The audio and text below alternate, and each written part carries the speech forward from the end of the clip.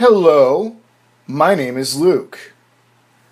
I like to talk about books with my friends, and I thought I'd put all those conversations in an app so we can essentially give everyone a free education in the humanities. And today, I'm talking with my good friend Jennifer Avery about Pride and Prejudice. Now, one of the things I like to do when I talk to Jennifer is I like to give her an opportunity to promote what she does for her main gig, which is she is an editor and teacher. And if people want to work with you, I mean, can you just give a quick promotion for what you do and how they can get in touch with you? I'm a content editor. I mainly do fiction novels. I can do nonfiction as well if you'd like for me to. I also am open to teaching literature, grammar, composition, creative writing courses remotely. And anybody who's interested can email me at javerysce at gmail.com. And that is javerysce at gmail.com. Fantastic. And I love working with Jennifer, and I know you will too. So, Jennifer, let's get down to it. What are we talking about today? Is this our fourth installment of Pride and Prejudice? I believe so. All right. Well, it is 3:43 on the East Coast, and I have a very important basketball appointment at 4:30. So I'm not going to interrupt you. I want you to cover everything that you can in the next 47 minutes. Okay. We got to chapter 10 here, and when we left off, Jane was still sick and staying at Netherfield with her cold, and that Netherfield, of course, being the house that Mr. Bingley, her paramour, is living in, and Lizzie stuck there too, watching out for Jane.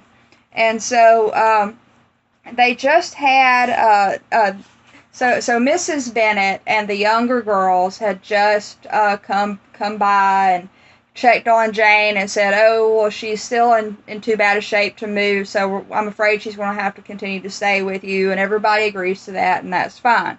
And so in chapter 10, again we have Elizabeth joining the party at Netherfield in the drawing room after dinner.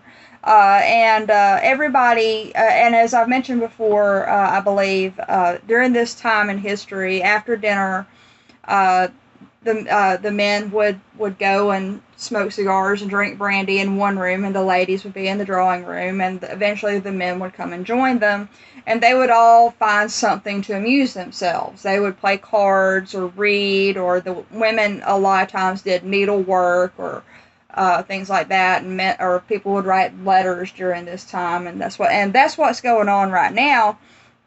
Is that Mr. Hurst and Mr. Bingley are playing a card game, and Elizabeth is working on some needlework, and Mr. Darcy's writing a letter, and Miss Bingley, who we know that has an enormous crush on Mr. Darcy and is convinced that she deserves to marry this guy, is pretty much all she's doing is watching Mr. Darcy while he's writing this letter. And while he's in the middle of writing this letter, Miss Bingley keeps interrupting him and saying and complimenting how how evenly he writes and how long the letter is, and all of these things. And that's what's going on here.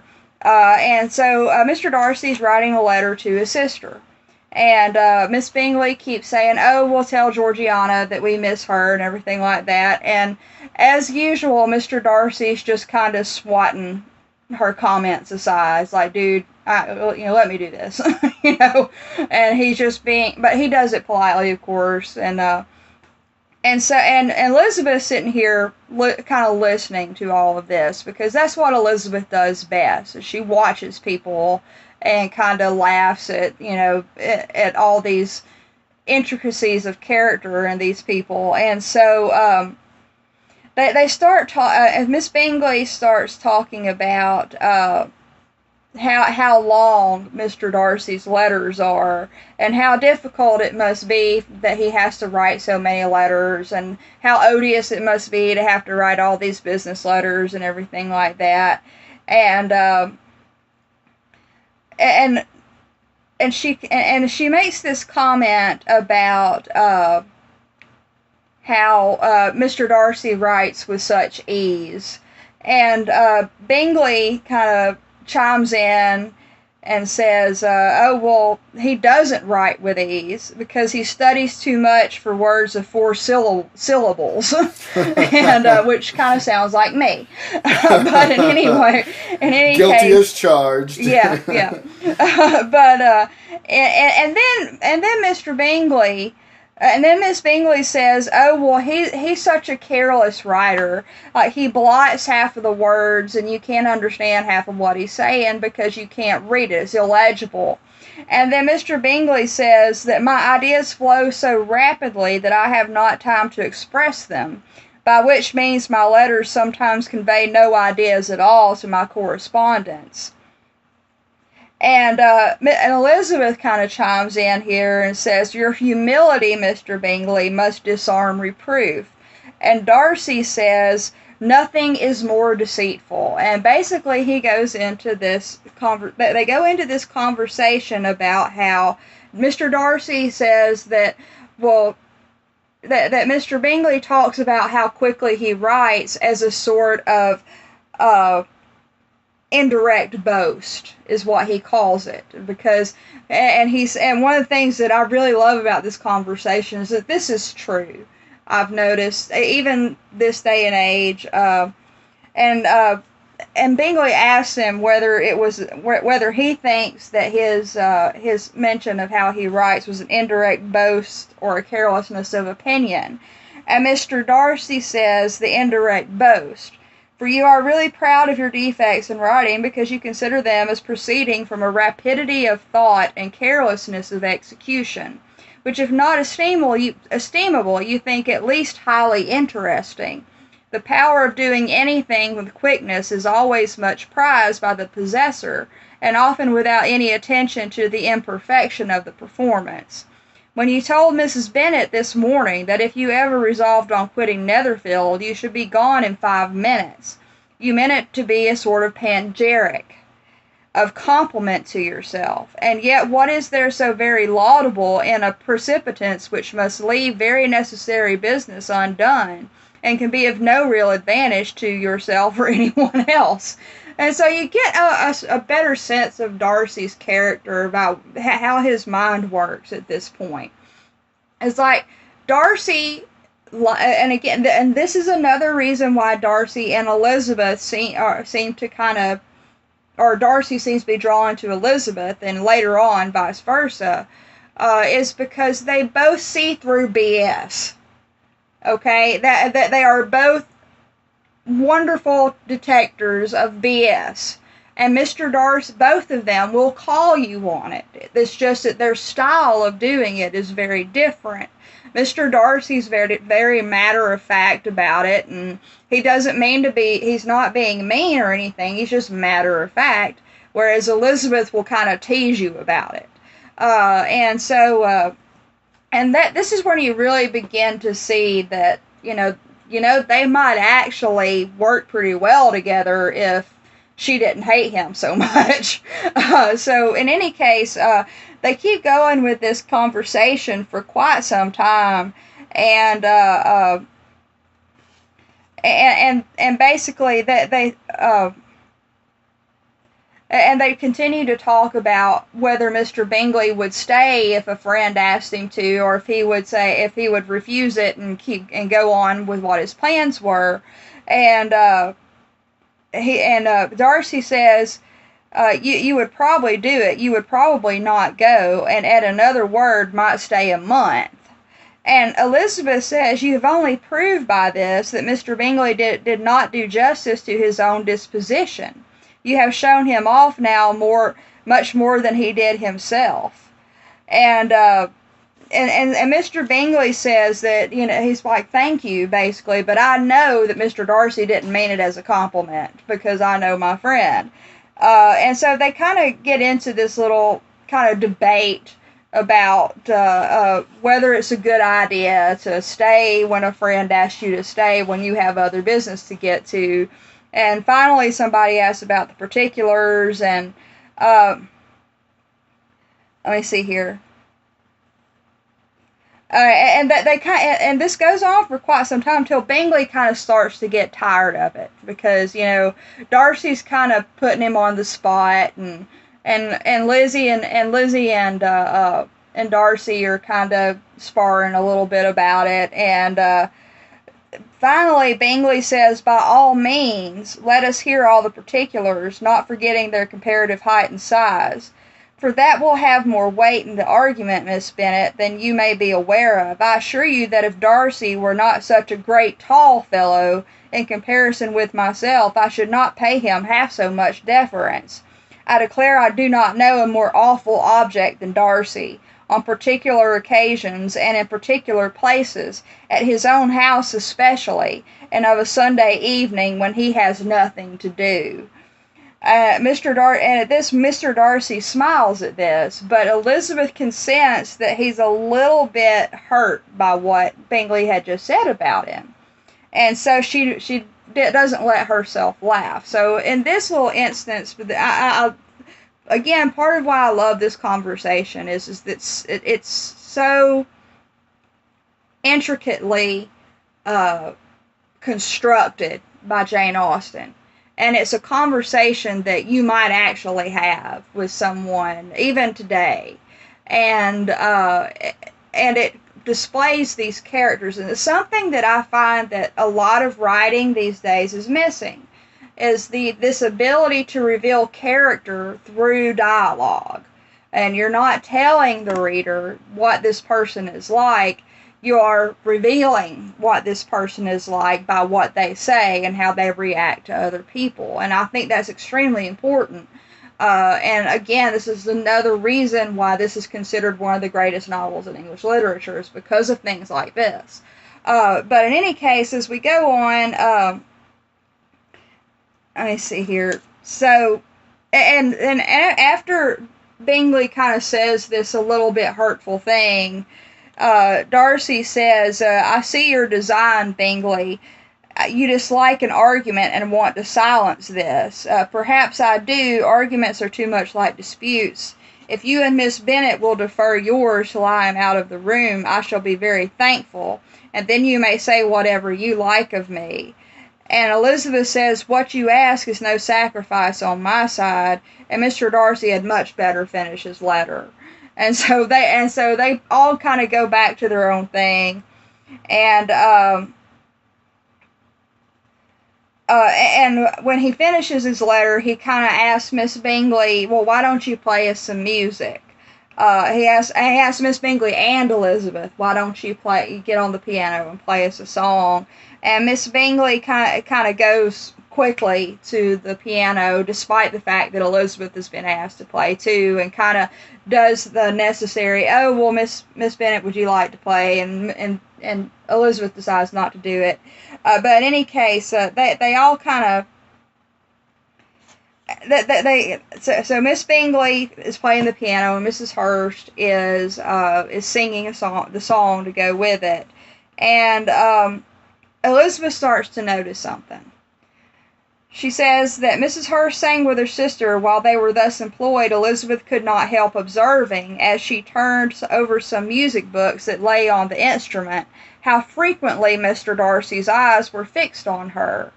She hardly knew how to suppose that she could be an object of admiration to such a great man, and yet that he should look at her because he disliked her was still more strange. She could only imagine, however, at last, that she drew his notice because there was a something about her more wrong and reprehensible, according to his ideas of right, than in any person present. And the supposition did not pain her. She liked him too little to care for his approbation. And so she kind of is trying to figure out why Mr. Darcy's always looking at her. And, of course, she completely gets it wrong. We already know that Mr. Darcy's looking at her because he kind of likes her. But she's decided that, well, he's looking at me because he's trying to figure out what's wrong with me, basically, and trying to point out to himself what's wrong with me. And so I'm not even going to worry about it because I don't care enough to worry. And so that pretty much leaves it at that. And at some point while they're playing, Miss Bingley at the piano decides to play like a jig, basically, like a reel, a Scottish reel. And reels like this are kind of like country dances. It was kind of, even though Miss Bingley's playing it, people would play them to dance to, but they were kind of considered a little bit lower than some songs. Mr. Darcy comes up to Elizabeth and asks her, "Don't you feel like you might want to dance to this reel?" And Elizabeth doesn't answer him at first, and he's kind of shocked by this, and he asks again, and she tells him, "I heard you before, but I could not immediately determine what to say in reply. You wanted me, I know, to say yes, that you might have the pleasure of despising my taste. But I always delight in overthrowing those kinds of schemes and cheating a person of their premeditated contempt. I have, therefore, made up my mind to tell you that I do not want to dance a reel at all, and now despise me if you dare." And Mr. Darcy says, "Indeed, I do not dare." And so basically she's trying to, like, she feels like everything that he says to her is him trying to pick at whatever faults he sees in her. But that's really not the case. And she's trying to kind of protect herself from being from being made fun of, as it were. And then there's this little bit here. But there was a mixture of sweetness and archness in her manner which made it difficult for her to affront anybody. And Darcy had never been so bewitched by any woman as he was by her. He really believed that, were it not for the inferiority of her connections, he should be in some danger. And Miss Bingley notices this, and Darcy begins to realize that she notices this. And so Miss Bingley takes every opportunity that she can to undermine Elizabeth, as we've seen before. And whenever she and Darcy are alone, like in this little bit right here, they're walking down a lane on the property, just Mr. Darcy and Miss Bingley. And she kind of teases him about, if they get married, try to make sure that your mother-in-law shuts up. Try to make sure that your sisters-in-law don't chase officers, and if you can manage it, why don't you try to check your wife of her conceit and impertinence, she calls it. And Darcy just kind of lets it slide off his back, and he's just like, "Have you anything else to propose for my domestic felicity?" And then she goes on to say, "Oh, well, make sure that you get portraits made of your aunt and uncle Phillips to hang in Pemberley." It's again a low shot at the low connections that Miss Bingley seems to be so, and Mr. Darcy at this point seems to be so concerned with. And then this last little bit, I love this. "As for your Elizabeth's picture, you must not attempt to have it taken, for what painter could do justice to those beautiful eyes?" And Darcy, in true Darcy fashion, is very matter-of-fact in shutting her down. And he says, "It would not be easy, indeed, to catch their expression, but their color and shape, and the eyelashes so remarkably fine, might be copied." So every time Miss Bingley tries to undermine her, Darcy, just in his way, just snaps back and just lets it be. And so in the middle of all of this, they come across Mrs. Hurst, the other sister, Mr. Bingley's other sister, and Elizabeth herself walking. And right away, Mrs. Hurst takes Darcy's other arm. And to a modern reader, this little bit might not make a lot of sense. But Mrs. Hurst comes up and takes Darcy's other arm, and that leaves Elizabeth by herself. The lane that they're walking in is not wide enough for 4 people. And so this would be considered a slight to just kind of to kind of it's kind of like being purposefully purposefully discluded from something like that. It's like if you've got two, it's like two kids, like two kids are on a swing set, and there's one swing left, and one kid goes right up to it and starts swinging, and the other kid's kind of left. It's kind of like that. It's sort of an insult to Elizabeth, and Mr. Darcy notices this, and he says, "This walk is not wide enough for our party. We had better go into the avenue." And Elizabeth says, "No, don't worry about it. I'm better off by myself." And so she goes off. But that's the end of chapter 10. And like I said, and again, this little bit, I know I seem to be spending a lot of time on this little bit, but these conversations and these nuances between the characters and in the characters are where the real building of the story begins to occur. It's where the magic happens. Huh? It's where the magic happens. Exactly. It's where it first starts to happen. It's when you first see that little glimmer that there might be more up than we think. Because Darcy, again, like I had mentioned before, Darcy and Elizabeth have not been in close company yet. And this has given both of them the opportunity to kind of get to know each other a little bit better. Lizzie is more convinced than ever that Darcy just doesn't like her, and he's proud, and so she's not really interested. Darcy begins. Mm-hmm. Oh, what I was going to say is, it's interesting how our teaching styles part ways. I mean, how you're much more focused on all of these elements that are within the books, and I'm always like, blah blah blah blah blah, let's talk about these like universal philosophical themes or whatever. But I will have to say that a lot of people get really annoyed the fact that I do that. A lot of people do really enjoy the fact that you spend the time to develop all these elements of the story. And I was going to say something really pompous. I was going to be, what is this word "disclude" that Jennifer just used? Yeah, I know.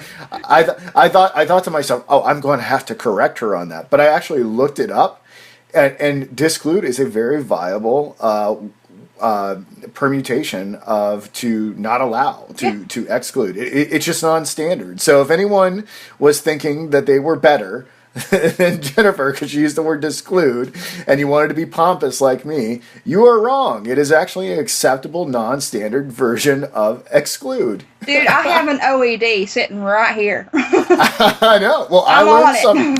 Yeah, dude. I didn't know that disclude was a word, but I'm going to be using it all over the place now. But yeah, I got my OED. I got the backup, man. You did good. I have to have a reading glass to read it, but I love it. Right on. All right, so I'll shut up. I'll let you keep doing your thing. I wanted to thank you for teaching me a new word. So, thank you. Thank you. But yeah, and one of the reasons why I do spend so much time on these things that a lot of people may not see as being very important is because these things are what are important in my opinion, in an entertaining novel. Oh, you know what I want to do though? I want to talk about a philosophy book with you sometime. Okay. I want just experimentally. I want to see what would happen. Well, I've got Thus Spake that Zarathustra. I'll read that. Maybe we can do that one day, because it'd be very interesting to see how your detailed mind applies it to philosophy. If we would. Because I'm a philosopher imitating someone who teaches English. It'd be interesting to have an English teacher imitate a philosopher. I'd like to see what would happen, if it would be different somehow. Okay. We'll have to try that. I think the only thing I have is Thus Spake Zarathustra, so that's Nietzsche. Right, and that's a good place to start. It's written very much like a novel. Yeah, good. Okay, good. I do need to read it. But in any case, as I was saying, like these things are important because these are the things that build character, and that's why Jane Austen is so important. It's because of her characterization. Shakespeare is Shakespeare is known for his magical way with words, but he was also known for his characterization. And that's why Shakespeare is so important, because he had mastered both characterization and language. And this is important because she has gotten into the marrow of human nature in this society at this time in history. And she focuses on these tiny little details in that way of life, and in these odd personalities with all their idiosyncrasies, because it is a reflection of people. It's a reflection of real people. And so that's why I spend all this time on this. But in any case, just moving on, chapter 11, it's the same day, and right after dinner, Elizabeth goes up to check on Jane, and then she comes back down, she goes to check on Jane, and she sees that Jane is well enough to join them in the drawing room that night. And so she brings Jane down with her, and before the men come in from their cigars and brandy and all that, the ladies are all sitting together and talking, and she talks about how engaging the Bingley sisters could be when it was just the ladies. But as soon as the men come in, Mr. Darcy, Miss Bingley goes straight to Mr. Darcy, and they basically ignore Jane and Elizabeth at this point. But Mr. Bingley, being the sweetheart that he is, because let's face it, Mr. Bingley is a sweet, sweet dude. He's very kind to Jane, and he's so engaged with making sure Jane's comfortable. He spends 30 minutes on the fire to make sure it's warm enough for her, and he makes sure that she sits far away from the door so she doesn't catch a draft and get any worse. And then he sits down beside her, and for pretty much the entire evening, he's sitting there talking to Jane. And which this makes Elizabeth perfectly happy to see, because Jane's a sweet, sweet girl. Bingley's a sweet, sweet dude, and so it's a good thing to see. But while all of this is going on, Miss Bingley, the unmarried one who likes Mr. Darcy, is pretending to read the second volume of the book that Mr. Darcy is reading. Mr. Darcy is very much immersed in his book, even though Miss Bingley keeps interrupting him. I mean, he's sitting there trying to read, and she's just interrupting him. And he kind of ignores her. Like, if she asks him a question, he'll answer it, but then he goes right back to reading the book. And then Miss Bingley kind of gets bored. And it's interesting here, because if you remember, earlier on, Mr. Darcy said an accomplished lady must focus on the improvement of her mind with extensive reading. And now Miss Bingley has decided to pretend to read. And so in any case, and again, this is the second volume of the book Darcy's reading. So in any case, she keeps trying to get his attention, and it's not working, because he's reading. And then she kind of comes out, and says something to basically everybody there. It's like, how pleasant it is to spend an evening in this way. I declare, after all, there is no enjoyment like reading. How much sooner one tires of anything than of a book. When I have a house of my own, I shall be miserable if I have not an excellent library. And when nobody says anything, she completely discards her book. And kind of looks around trying to find something to do with herself. And she hears Mr. Bingley mention something about the ball that he's talking about planning, and she tries to talk him out of it, because Mr. Darcy might not like it. And Mr. Bingley says, if Mr. Darcy doesn't like it, he can go to bed. I'm having the ball. And so, and then we have this little bit. In some of the movie versions, they attribute this line to Mary Bennett for some reason. But it is actually Caroline Bingley who says this, and the reason she says it is, again, to try to impress Mr. Darcy. She says, "I should like balls infinitely better if they were carried on in a different manner.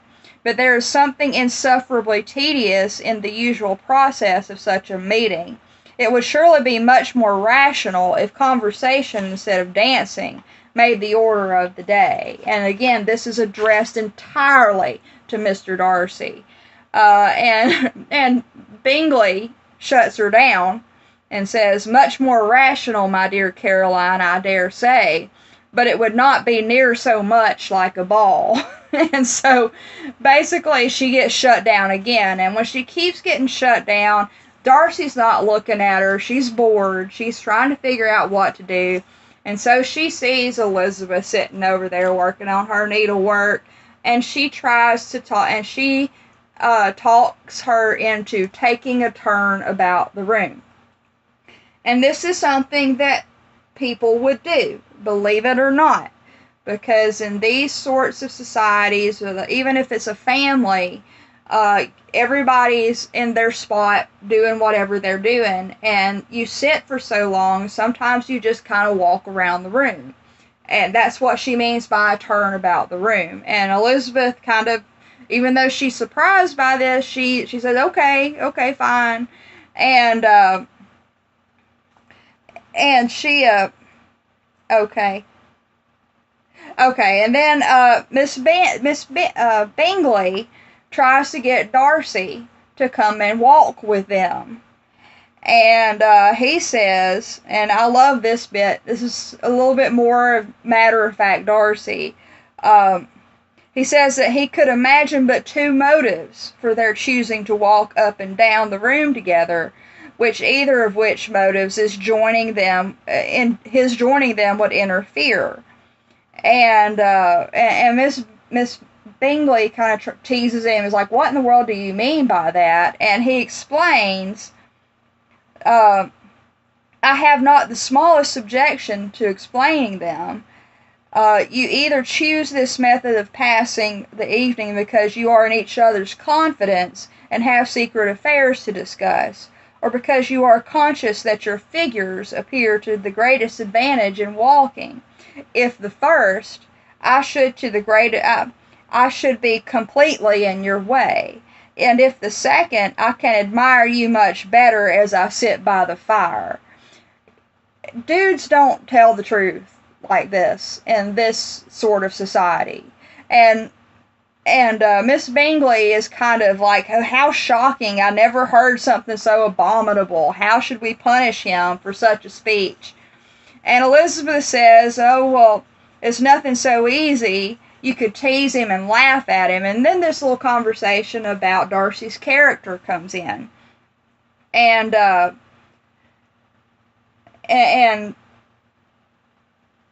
Miss Bingley says, "Well, there's no way I can laugh at Darcy. I mean, how can I tease calmness of temper and presence of mind?" And Elizabeth is amazed by this. She's like what? Mr. Darcy can't be laughed at? We're not allowed to laugh at him? And let me see. Where is it? Okay. Oh, she says, and Mr. Darcy says, "Miss Bingley has given me credit for more than can be. The wisest and best of men, nay, the wisest and best of their actions, may be rendered ridiculous by a person whose first object in life is to joke." And Elizabeth says, "Well, certainly. There are such people, but I hope I am not one of them. I hope I never ridicule what is wise or good. Follies and nonsense, whims and inconsistencies do divert me, I own, and I laugh at them whenever I can. But these, I suppose, are precisely what you are without." And Darcy says, perhaps that is not possible for anyone, but it has been the study of my life to avoid those weaknesses which often expose a strong understanding to ridicule. And here Elizabeth kind of makes her jab. She says, such as vanity and pride, which she kind of views Darcy as being guilty of. And he says, vanity is a weakness indeed, but pride, where there is a real superiority of mind, pride will always be under good regulation. And although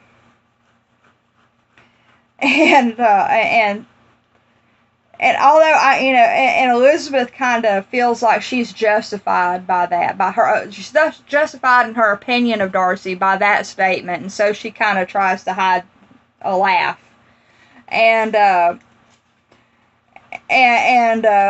Miss Bennet says, well, what have you come up with about Darcy after this conversation? And she says she says she's convinced that he has no defect. And he owns it himself without disguise. And Darcy's not having it. He says, I have made no such pretension. I have faults enough, but they are not, I hope, of understanding. My temper I dare not vouch for. It is, I believe, too little yielding. Certainly too little for the convenience of the world. I cannot forget the follies and vices of others so soon as I ought, nor their offences against myself. My feelings are not puffed about with every attempt to move them. My temper would perhaps be called resentful. My good opinion, once lost, is lost forever.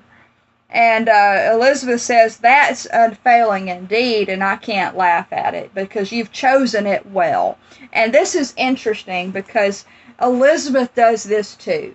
She just doesn't realize it until later on, when all of this starts happening with Darcy and her family and all of these things.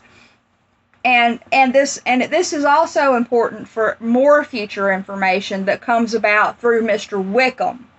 My good opinion, once lost, is lost forever.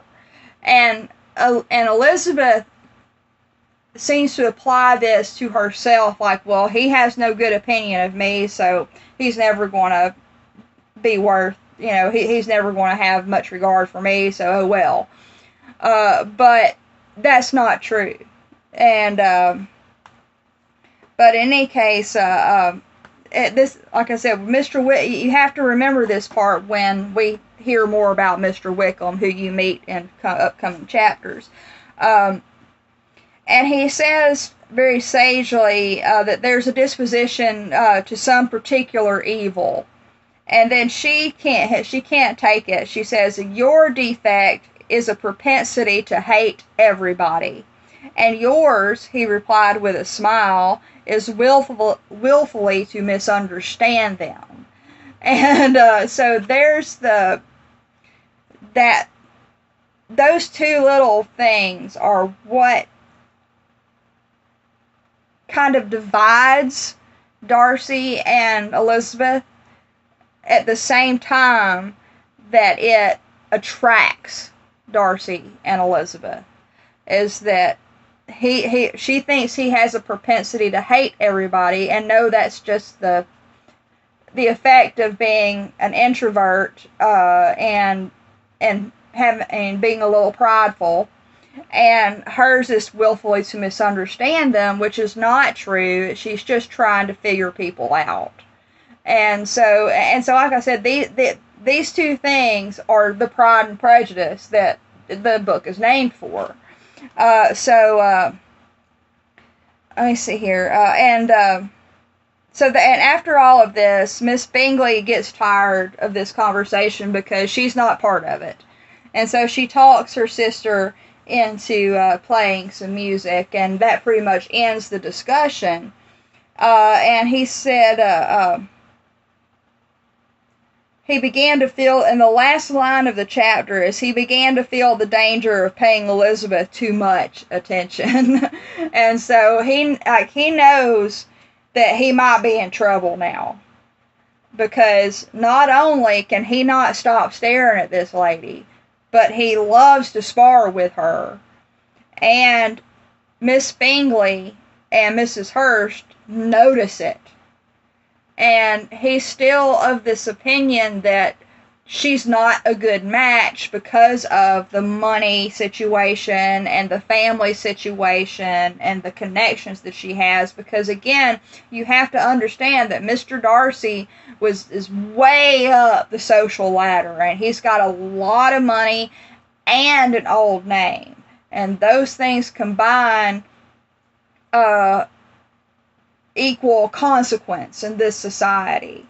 And for somebody like Elizabeth, she has no brothers. Her father is, yes, her father's a gentleman, but he married a lady with these low connections, and so that brings her lower down.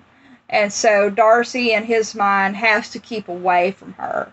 Because again, at this point in time, you couldn't always follow your heart. But in any case, that's pretty much the end of chapter 11, and I guess we should bring it to a close since you got something at 4:30. Yeah, I think that's probably a good stopping point.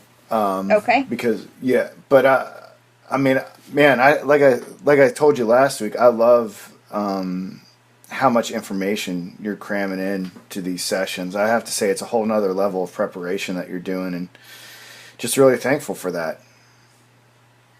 Yeah, you did a great job. Okay, you did a fantastic job. But again, just a quick takeaway with all of this is, again, remember this conversation, because it comes back later on when it comes to situations involving Elizabeth and Darcy, Mr. Bingley and Jane, and Mr. Wickham in particular, and even Lady Catherine de Bourgh, which we will hear about very soon. And so in any case, like I said, this right here is the basis of the rest of the book and the rest of the interplay between Darcy and Elizabeth and the people that they're both connected to. So. Well, I'm really glad you took the time to elaborate upon that and explain that to us. So, thank you everyone for listening. Jennifer made my job really easy today. I'm not gonna complain. I just sit back here and learn like everybody else. So thank you so much, and I'll have this edited and up on the app as soon as I can. Okay. All right. Bye-bye.